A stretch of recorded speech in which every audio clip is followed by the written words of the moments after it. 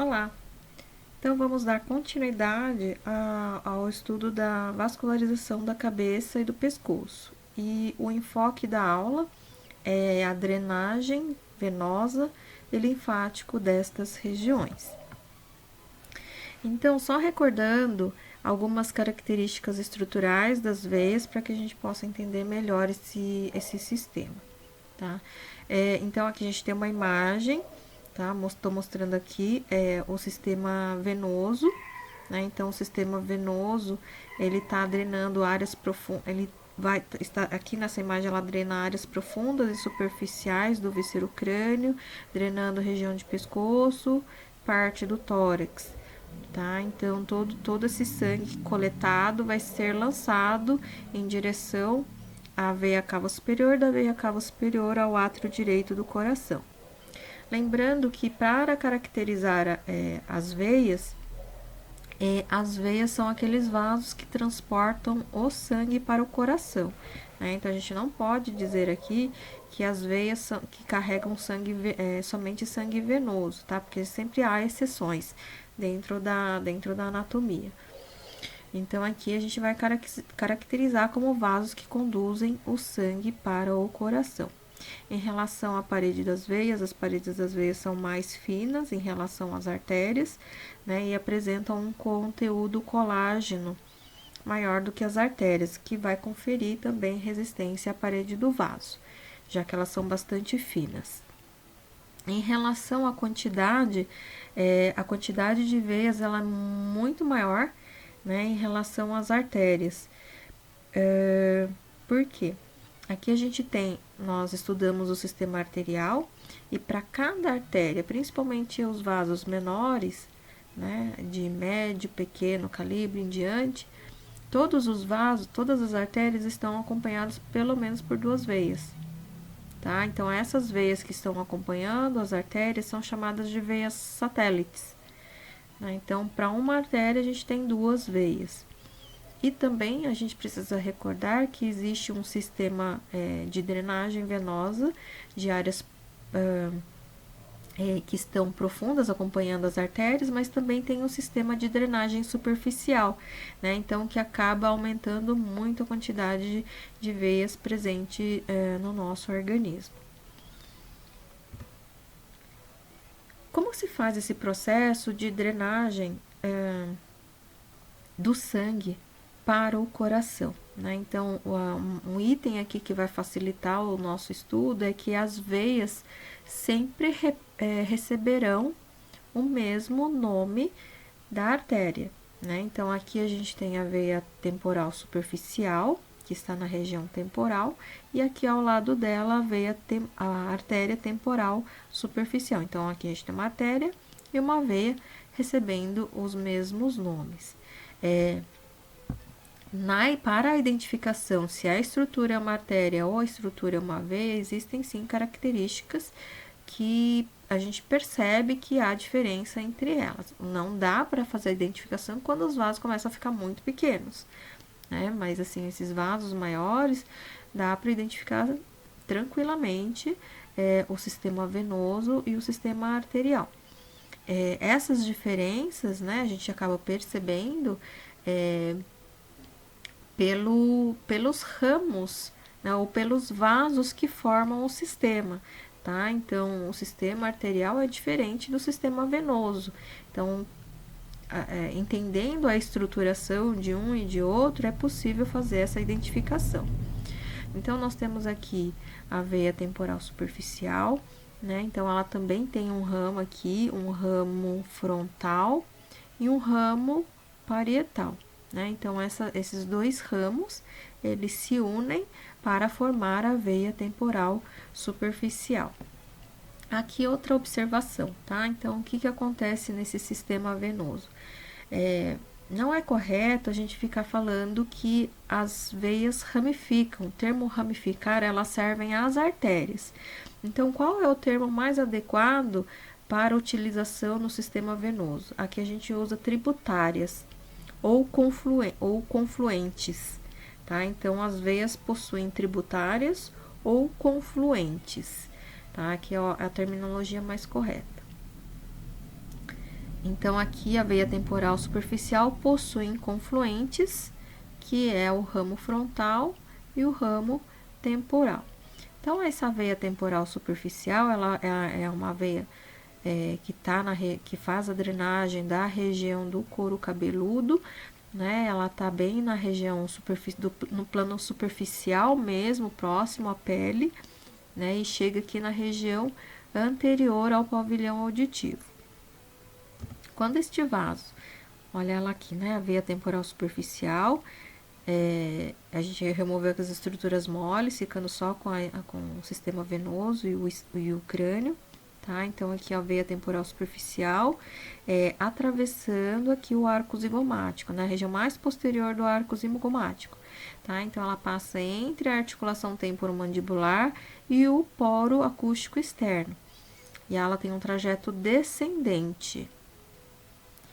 Aqui também ela recebe um vaso, que não foi identificado aqui, mas é a veia superficial transversa, tá? Então, a veia superficial transversa, ela vai drenar a pele desta região, o arco zigomático e de estruturas que estão nesta região aqui. A região posterior do couro cabeludo, né, ela é drenada através da veia occipital, né, que acompanha a artéria de mesmo nome. Tá? Então, a veia occipital, ela tem um trajeto descendente pela região occipital, passa pela região posterior do processo mastoide, alcançando o pescoço. E aí, o que vai acontecer aqui? A veia occipital, ela vai dar continuidade a um vaso chamado de veia jugular externa, tá? Então, esse pedacinho aqui já passa a ser denominado de veia jugular externa. Por vezes, a veia occipital, como existe muita variação anatômica aqui em relação aos vasos, muitas vezes o que pode acontecer é que a veia occipital, ela se une com a veia temporal superficial, formando a jugular externa, a veia jugular externa, tá? Mas neste caso aqui, o padrão é o que está mostrado, o padrão, né, dentro da normalidade é o que está mostrado nessa figura, né? Então, temos aqui a veia temporal superficial, recebe um confluente aqui, que é a artéria, que é a veia maxilar, tá? Então, veia temporal superficial juntamente com a veia maxilar, e ambas acabam formando um vaso aqui, que é a veia retromandibular, tá? Então, a veia retromandibular, e aí vem um trajeto descendente até este outro vaso, que a gente já vai ver o que é, qual é. Aproveitando esta imagem, nós temos aqui uma veia supraorbital que faz a drenagem pela região da fronte, e aí ela segue para o interior da órbita, fazendo a drenagem de estruturas intraorbitais. Então, aqui nós temos a veia maxilar, né? A veia maxilar, ela recebe a união da veia temporal superficial e vai dar origem ao próximo ramo, que é a veia retromandibular. Aqui existe uma importância muito grande em relação à odontologia, tá? Então, aqui a gente tem a veia maxilar. A veia maxilar, ela é um vaso que recebe muitos outros vasos menores, tá? Então, aqui esse sistema venoso, ele não forma uma estruturação organizada como a gente observa pelo sistema arterial, né? Então, ele apresenta vários pequenos ramos, e aí é impossível, né? A gente não consegue fazer a identificação de todos os vasos que estão aqui. Então, por isso, esse conjunto de veias, ele foi chamado de plexo pterigóideo, né? E ele recebe este nome porque ele apresenta uma relação topográfica com os músculos pterigóideos. Então, o plexo pterigóideo é um espaço, ele está nesse espaço, né, vasculo-nervoso, entre o músculo temporal e pterigóideo. Aqui, em relação à localização, então, o plexo pterigóideo e a veia maxilar estão junto aos músculos pterigoideo lateral e medial. Em relação à drenagem venosa, ele vai receber a drenagem de várias áreas, tá? Então, aqui é da região do globo ocular, região da cavidade do nariz, da boca e estruturas intracranianas. Especificando melhor. Então, nesta região aqui, do plexo pterigóideo, ele vai receber o sangue proveniente, por exemplo, dessa região da órbita. Então, aqui na região do soalho, da órbita, a gente tem a veia infraorbital, que está acompanhando a artéria, né? Então, aqui nós temos a veia infraorbital.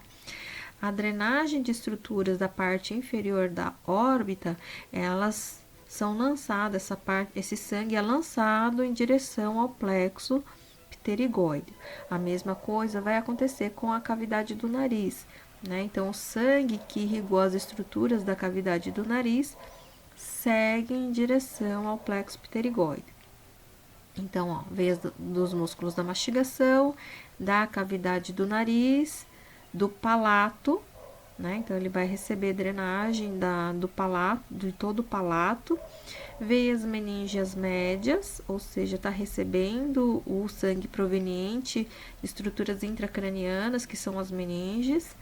E olha só, está recebendo o sangue proveniente das veias dos dentes, os tecidos de suporte, tá? Então, homônima às artérias, nós temos as veias, tá? Então, lembrando que esses pequenos vasos de irrigação para o dente, eles apresentam um trajeto intraósseo pela maxila, tá? Pela maxila e pela mandíbula.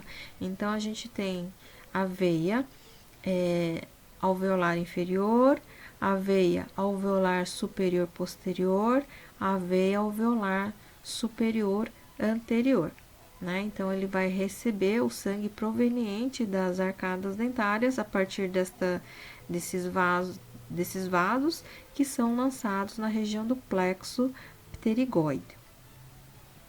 Aqui também ele está recebendo a drenagem, né, do músculo bucinador. E aqui uma informação importante, né, que o plexo pterigóideo apresenta anastomose com as veias facial e o seio cavernoso, né? Então, a gente olha aqui, ó, tem a veia facial, tem um vaso aqui, né, que é a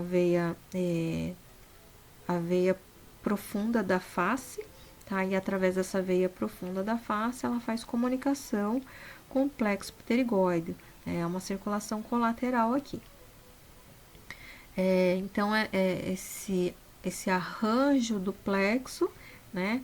Essa imensa quantidade de vasos, de veias, todas elas confluem em um vaso maior, que é a veia maxilar, né? Então, essa veia maxilar, ela percorre, então, transversalmente o músculo pterigóideo até alcançar a região do colo da mandíbula, né? Especificamente na face medial do colo da mandíbula. A veia maxilar, junto com a temporal superficial, dá origem à veia retromandibular. Então, recordando aqui que o plexo pterigóideo vai ser uma estrutura importante de recolhimento do sangue proveniente dos dentes e das estruturas de suporte do dente. Aqui, essa imagem só mostrando, né, removeu-se o sistema venoso, ficando só com o sistema arterial. O próximo vaso, então, é a veia retromandibular, né, que ela é oriunda, né, ou ela é formada a partir da união da veia maxilar com a veia temporal superficial, e ela tem um trajeto descendente situada posterior ao ramo da mandíbula, até o ângulo, tá? Então, por causa desse posicionamento retro, né, atrás da mandíbula, é que ele recebe este nome, tá? E aí, essa veia retromandibular, ela vai lançar o seu conteúdo em direção à veia jugular interna, que é este vaso calibroso que a gente tá vendo aqui, ó, percorrendo, né, o pescoço. Aqui a veia retromandibular, né, nessa outra imagem aqui. E aqui só um pedacinho dela aqui.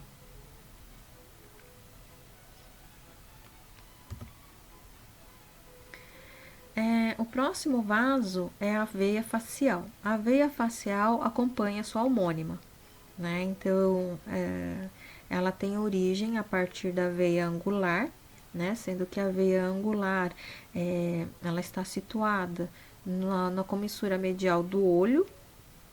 Aí ela tem um trajeto descendente pela face, né? Ela vai se afastando do plano sagital mediano em direção ao plano lateral, até alcançar a borda inferior da mandíbula, né? Mas conforme ele vai seguindo este trajeto, ele vai recebendo vários vasos de drenagem, tá? Então vai receber drenagem da região do nariz, do dorso do nariz, aqui a veia labial superior, a veia labial inferior. Ele também vai receber aqueles vasos submentonianos, vasos submandibulares, veias submandibulares, que está drenando a glândula submandibular.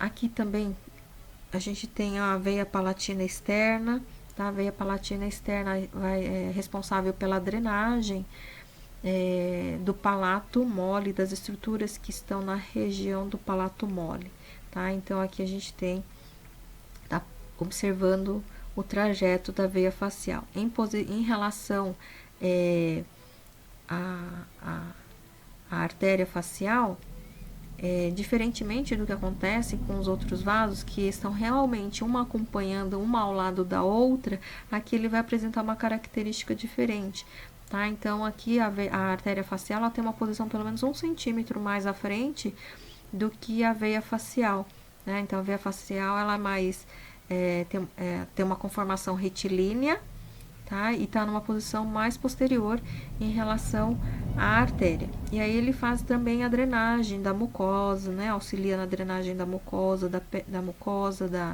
do vestíbulo da boca, né? E também de estruturas externas da face. Esta veia facial, né? Ela vai percorrer em região ao soalho da cavidade da boca e pescoço, até alcançar esse vaso aqui, esse pedacinho que a gente vai chamar de tronco tíreo-lingo-facial. E aí, esse vaso vai lançar o seu conteúdo para a veia jugular interna. Chamo atenção aqui em relação à veia facial, né? Então, na altura do lábio superior, ela emite um ramo, ela recebe um ramo que dá origem à veia facial profunda. Na verdade, assim, dá origem, não dá origem, o que acontece, né? Então, a veia facial profunda, ela sofre uma anastomose com o plexo pterigóide. E qual que é o direcionamento do fluxo sanguíneo? Não sabemos, tá? Então, assim, o que acontece aqui é que o fluxo sanguíneo pode vir da veia facial para o plexo pterigóide ou do plexo pterigóide em direção a veia facial, tá? Então, aqui se torna uma incógnita, porque isso é a variabilidade de indivíduo para indivíduo. Mas é uma anastomose muito importante aqui em relação à face e o plexo pterigóide. Aqui nessa imagem superior, né, para mostrar outra anastomose, tá? Então, anastomose com quem? Com o seio cavernoso. Então, essa estrutura é uma veia, né, que apresenta-se dilatado, né? Então, ele tem um aspecto, ele é uma área ampla, tá? Então, em relação ao diâmetro de uma veia, tá? Então, por isso que é chamado de seio. E aqui tá na região do seio, aqui a região do seio cavernoso, ela vai alojar uma estrutura importante que é o sifão carotídeo. Então, aqui a gente tem a veia oftálmica superior, percorrendo a parte superior da órbita, e a veia oftálmica inferior, percorrendo a porção inferior da órbita, tá? Então, ele vai recolher o sangue que estão nessas estruturas, tecido adiposo, tecido conjuntivo. Aqui, o oftálmico superior está captando o sangue proveniente da glândula lacrimal, tá? Então, ele vai recolhendo esse sangue em direção ao seio cavernoso. Então, por vezes, infecções de face, elas podem ser propagadas através deste caminho, tá? Então, aqui a gente tem, então, essa anastomose da veia facial com o seio cavernoso através da veia oftálmica superior e da veia oftálmica inferior, tá? Então, o recolhimento do sangue desta região é em direção à estrutura intracraniana. Ela vem de uma estrutura extra para uma estrutura intracraniana. O próximo ramo, então, é a veia lingual, né? A veia lingual, ela acompanha a sua homônima, né? E recebe, então, o sangue proveniente da veia sublingual, a veia profunda da língua e as veias dorsais da língua, tá? Então, a veia lingual recebe as suas homônimas, tá? Então, lembrando que a veia sublingual, ela faz a drenagem da região do soalho, da cavidade da boca, da mucosa, das estruturas que ali estão. A profunda da língua faz a drenagem da musculatura, na parte da musculatura da parte ventral da língua. Ela acompanha pela borda lateral. E os ramos dorsais, né, ou as veias dorsais, elas fazem a drenagem do sangue proveniente da região posterior e dorsal da língua. Todas elas lançando o seu conteúdo na veia lingual.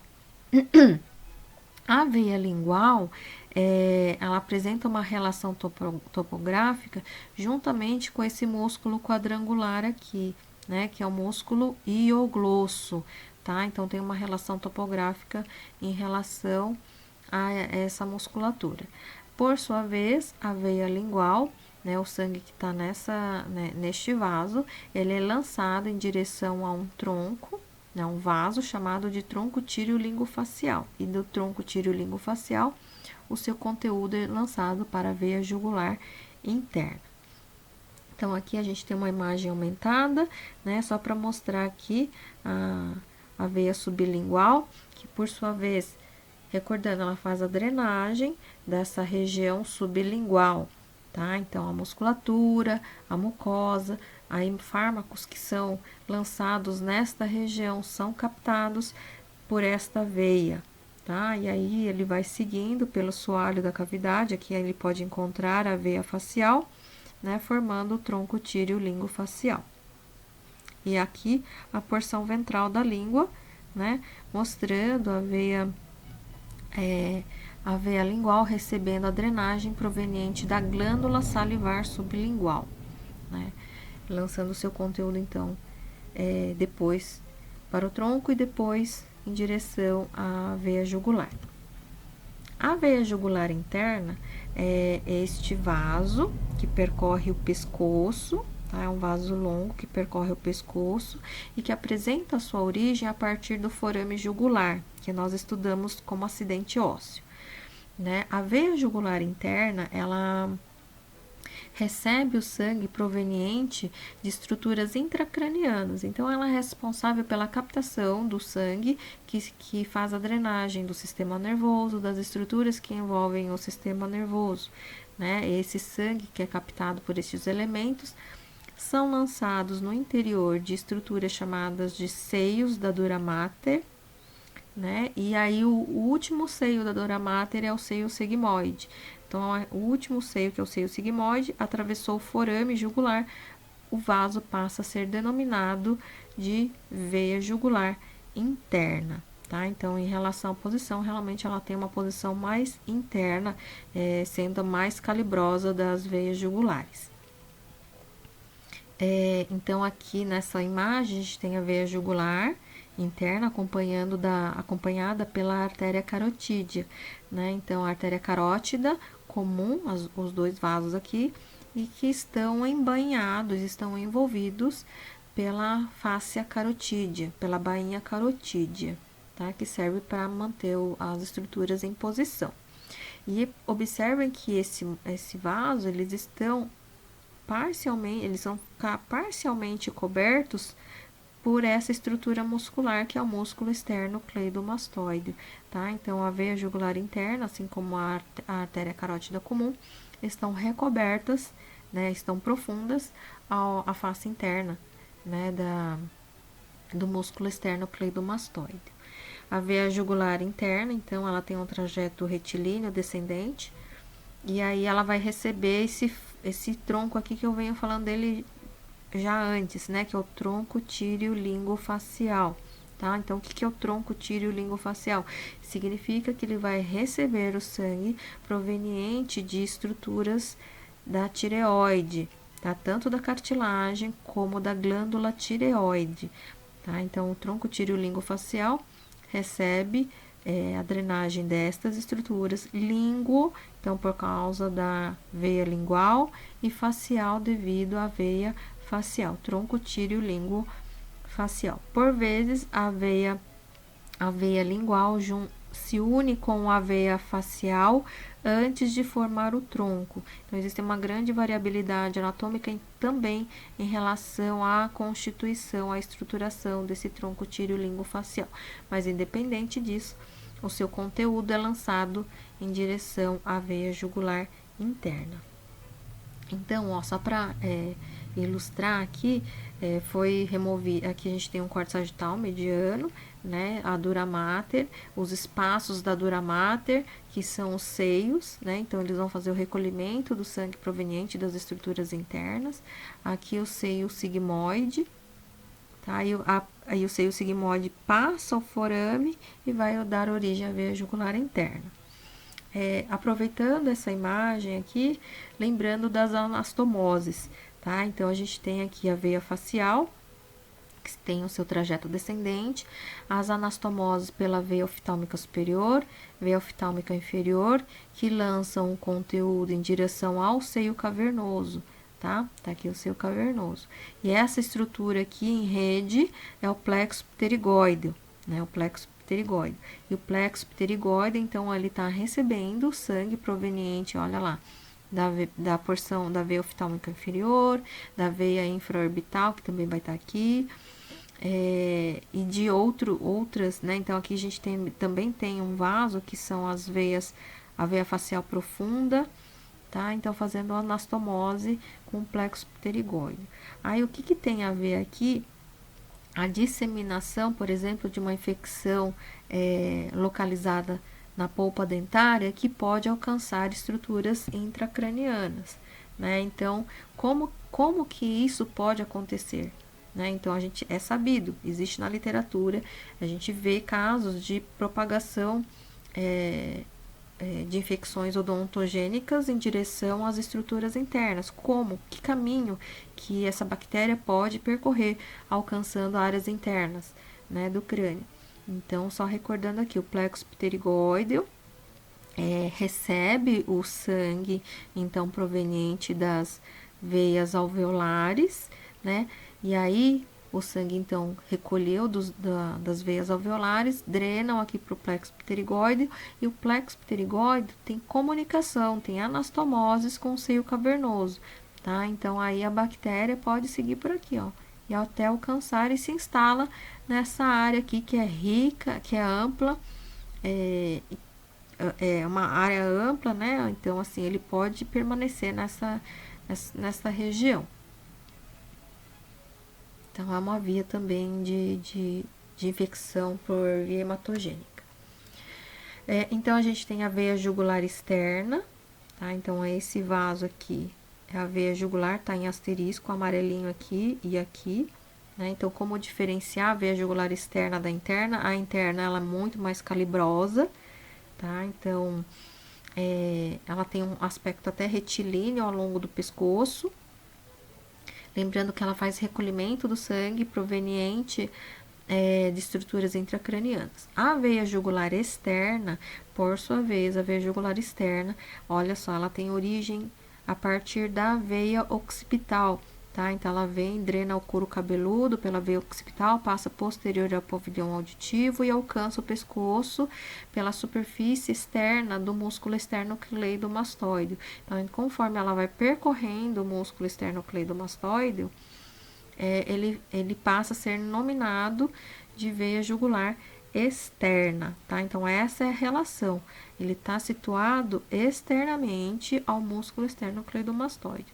Ainda temos, então, aqui a veia jugular anterior, né, cujo calibre é bem menor, e que está situado na região anterior do pescoço, tá? Então, as duas veias jugulares anteriores, eles acabam fazendo um arco, tá? O arco venoso jugular. Então, no final, nós temos 6 veias jugulares, né?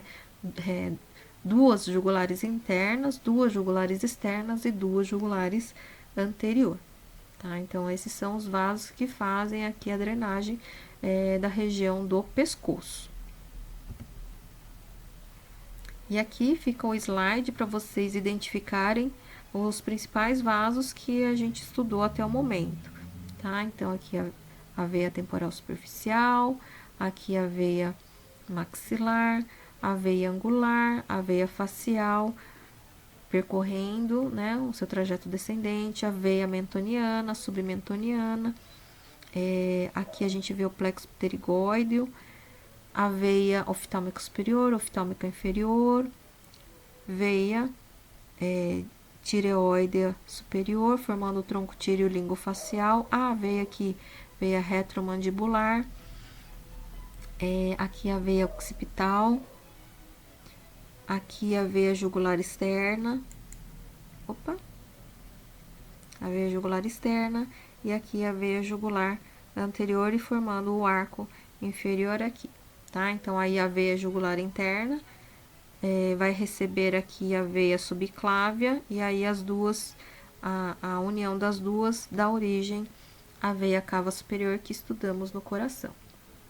Uma característica das veias, o que acontece lá em relação às anastomoses, qual que é a direção do fluxo sanguíneo, né? Então, eu comentei aqui que a gente não sabe muito bem qual que é o direcionamento desse sangue, que se é da periferia para a porção interna ou da porção interna para a periferia, tá? Por quê? Porque uma diferença que acontece das veias situadas na cabeça e do pescoço com o restante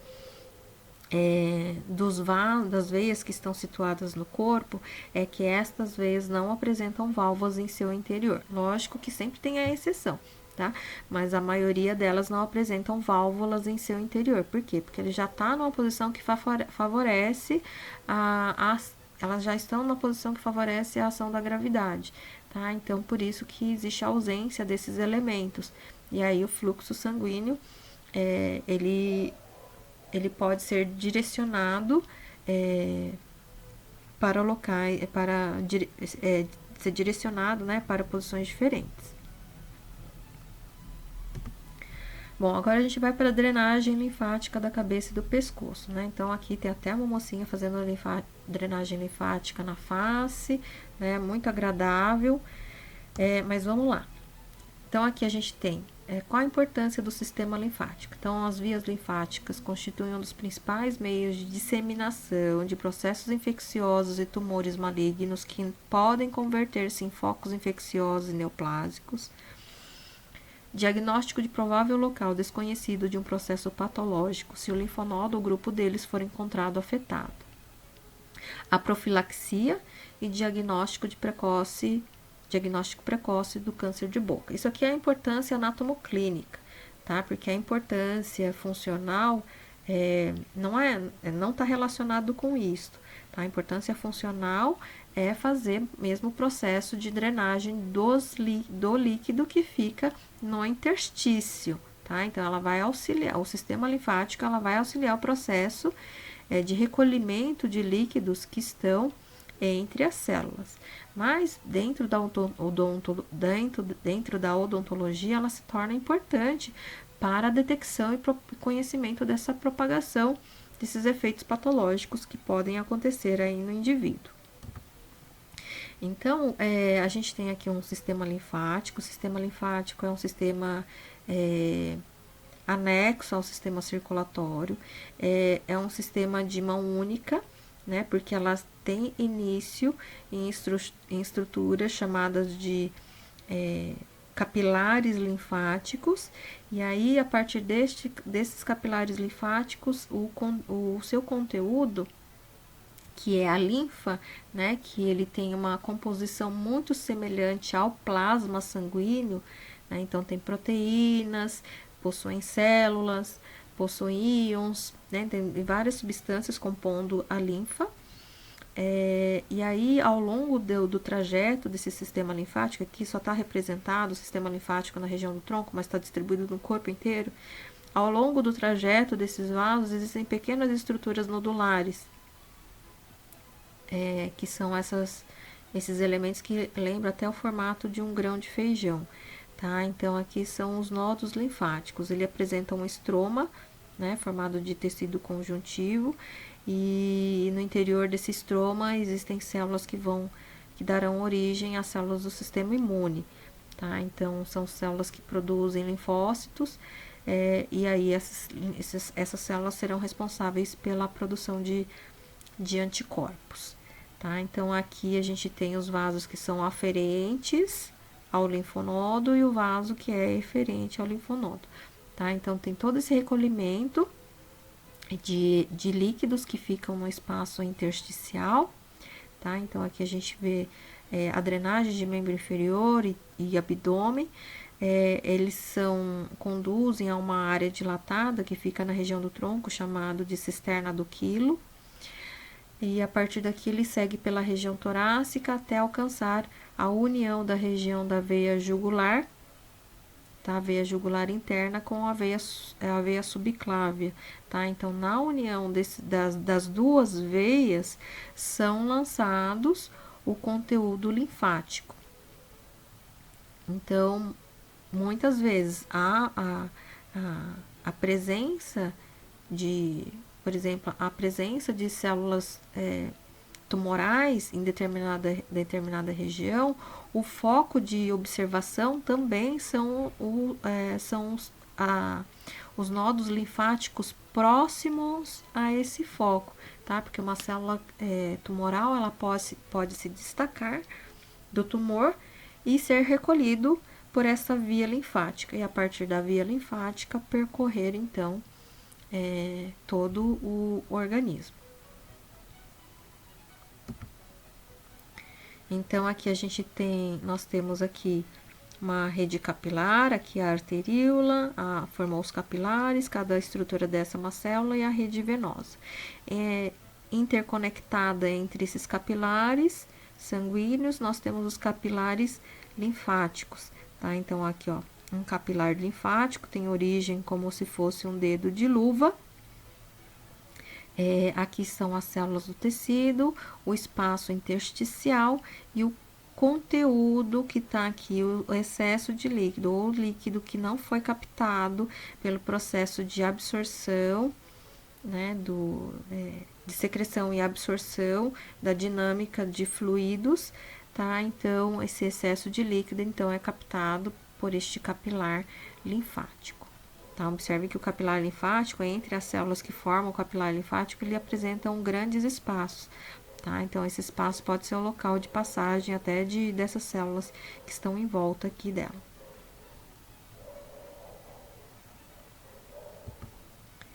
Então, existem vários grupamentos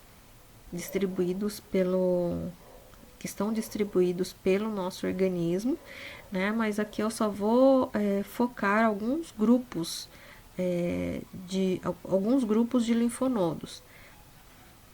Bom, então vou chamar aqui a atenção para os linfonodos submandibulares, né? Então, eles são de grupamento de 3 a 5 nodos linfáticos, tá? Então, aqui os linfonodos submandibulares são responsáveis, então, pela drenagem dos dentes superiores e inferiores, gengiva, lábio superior e inferior, bochecha, parte lateral do mento, parte anterior da cavidade do nariz e do palato, nariz, corpo da língua, glândula submandibular, parte da glândula sublingual e parte do soalho da boca.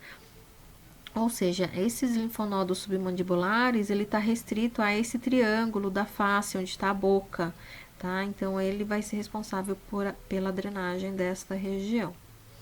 Aqui também chama atenção para os linfonodos parotídeos, tá? Então, são grupamentos de linfonodos que estão na região da superfície da glândula parótida, e temos os linfónodos mastoídeos, né? Localizados na região do processo mastoide. Normalmente são apenas em 2, e os linfonodos occipitais. Então, mas assim, em relação à drenagem linfática dos dentes e das estruturas que estão fornecendo suporte ao dente, tanto superior como inferior, quem faz essa captação são os linfonodos submandibulares. Por vezes, esses linfonodos submandibulares, então eles estão em cadeias de 3 a 5,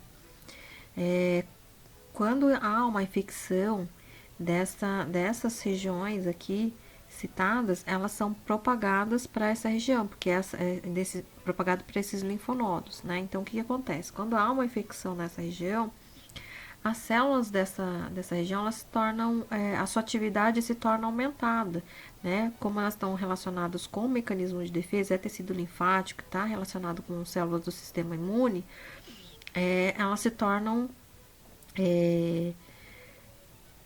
mais ativas, tá? Então, aí neste caso, a palpação desse linfonodo, ele é possível, né? Quando o indivíduo apresenta uma infecção desta região. Muitas vezes, esse linfonodo, ele pode ser confundido com a palpação da glândula submandibular, tá? Mas elas são estruturas diferentes, tá? Então, aqui é possível identificar tanto a glândula como o linfonodo infartado. A próxima cadeia de linfonodos são os linfonodos submentonianos, né? Então, é aquela cadeia de linfonodos que são responsáveis pela drenagem dos dentes incisivos inferiores e gengiva adjacente, parte média do lábio inferior, região sublingual, ápice da língua, pele do mento e parte anterior do assoalho da boca, tá? Então, esses linfonodos submentonianos, eles são responsáveis pela drenagem, pela captação da linfa desta região. E todos eles vão seguir aqui em direção a essa cadeia linfática que é a cervical profunda. Temos aqui uma cadeia de linfonodos faciais, então temos a veia facial, né? A artéria facial também está seguindo esse trajeto e acompanhando essa artéria e a veia, a cadeia de linfonodos faciais, tá? Então, observem a propagação em direção ao soalho e do soalho em direção à região submandibular, né? A região da glândula parótida, a região profunda da região do pescoço. Dentro a próxima cadeia de linfonodos são os linfonodos cervicais profundos, né? Então, eles estão localizados na região do pescoço e estão acompanhando quem? A veia jugular e as artérias a artéria carótida, tá? Então, acompanhando esses vasos, nós temos os linfonodos cervicais profundos.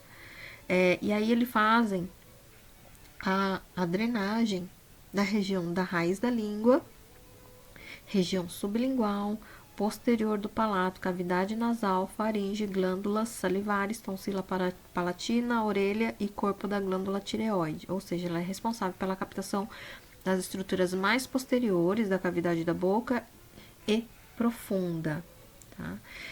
Sendo que essa cadeia de linfonodos, né, essa cadeia de linfonodos são vários, e existe uma que apresenta um tamanho maior, tá? Então, esse maior, onde ele está localizado?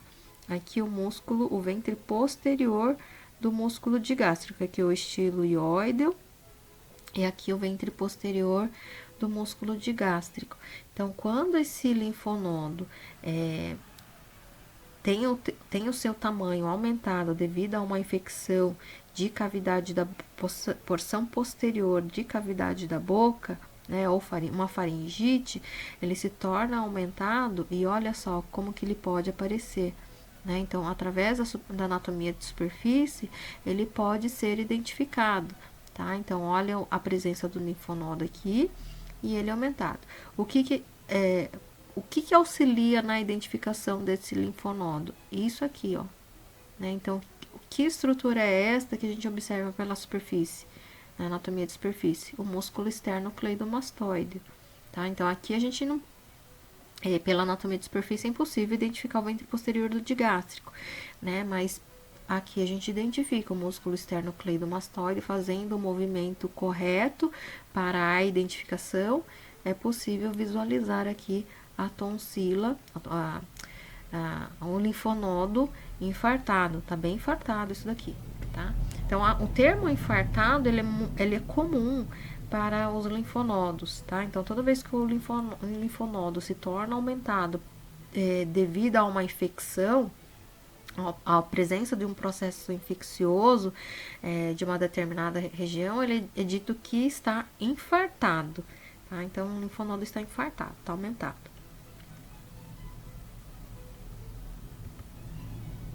Temos aqui, então, os linfonodos cervicais superficiais, né? Então, ele também está localizado na região do pescoço e está acompanhando quem? A veia jugular externa, tá? Então, ele vem acompanhando a veia jugular externa. Associa, então, a veia jugular externa, são superficiais ao músculo esternocleidomastoideo e drenam, principalmente a região do pavilhão auditivo e região parotídea, tá? Então, esse grupamento de linfonodos, eles fazem a captação desta região e desta outra região. Então, percebam que conforme a linfa vai sendo captada por um determinado tecido, esta linfa, ela vai percorrendo, vai passando pelos linfonodos, né? Então, existe ali, entre aspas, né? Não é o termo mais adequado, mas entre aspas, uma filtragem. Então, qualquer partícula estranha, vírus, bactérias que estejam no tecido, que foi captado pelo sistema linfático, de alguma maneira, ele vai sendo combatido até alcançar a união da veia jugular, interna com a veia subclávia, antes de cair na corrente circulatória, tá? Então, a presença desse sistema para o sistema imune do nosso corpo, ele é primordial, né? Então, ele vai captando esse líquido que pode conter substâncias estranhas e vão sendo fagocitadas, vão sendo destruídas, tá? Vão sendo combatidas até alcançar o sistema circulatório, né? Então, quando ele chega lá já para ser lançado no sistema sanguíneo, praticamente ele está livre dessas partículas estranhas. E aqui, para finalizar, né, então eu coloquei aqui um slide para observação a técnica de palpação dos linfonodos cervicais, tá? Então, aqui a gente tem aquela cadeia submentoniana, sublingual, aqui o músculo esternocleido, né? Os linfonodos da cadeia cervical. E aí a gente tem outras cadeias que são cadeias occipitais, tá? Então, aqui, ó, a palpação dos submentonianos, dos linfonodos submandibulares, dos linfonodos cervicais superficiais, os linfonodos profundos, tá? Então, aqui é possível fazer a palpação, a identificação desses linfonodos e fazer a drenagem da linfa, tá? Então, conforme ao movimento da palpação, você vai promover, vai estimular o fluxo da linfa através dos vasos linfáticos que passarão então pelos linfonodos e aí consequentemente caindo na corrente circulatória, tá? Então aqui algumas técnicas, alguns locais de identificação desses linfonodos cervicais. Então, para encerrar, eu coloquei essa imagem aqui mostrando os vasos sanguíneos da cabeça, né? Então, essa técnica é a técnica de corrosão, né? Pega-se uma peça anatômica fresca e insere-se resina dentro do sistema arterial, no interior de vasos, tá? Então, aqui tá tudo em vermelho, mas é possível identificar que a resina vermelha ela foi inserida tanto para o sistema venoso e o sistema arterial, tá? Porque esse vaso aqui tá muito espesso, tá? Então, a largura disso aqui é característica da veia jugular interna. Então, é inserida a resina no interior dessas veias, a resina endurece e aí essa peça é inserida no ácido, tá? E aí fica no ácido e todo o material biológico ele é corroído, restando apenas a resina, tá? Então, só para a gente ter uma ideia de como que é a vascularização da cabeça e do pescoço. A gente só viu alguns vasos, né? Os vasos maiores, de maior distribuição, que apresentam uma distribuição mais regular, né? Da cabeça e do pescoço. Então, fica aí, né? Olha só, observe aqui na região de lábio como ela é bastante vascularizado, tá? Então, isso aqui são vasos muito pequenos, de diâmetro muito pequeno, que estão nessa região, né? Então, a gente consegue ver aqui, ó, essa tortuosidade, que é a artéria facial, né? Tá bem bacana de observar aqui. O sistema arterial aqui, ó, né? A artéria temporal, com seu ramo frontal aqui, o ramo parietal aqui, né? E a vascularização aqui da região do crânio, próxima à dura mater, e a irrigação das estruturas do sistema nervoso central, né?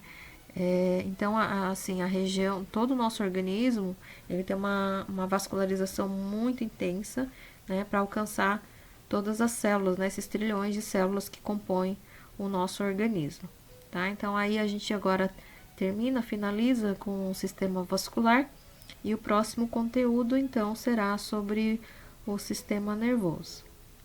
Então, até mais, gente. Obrigada.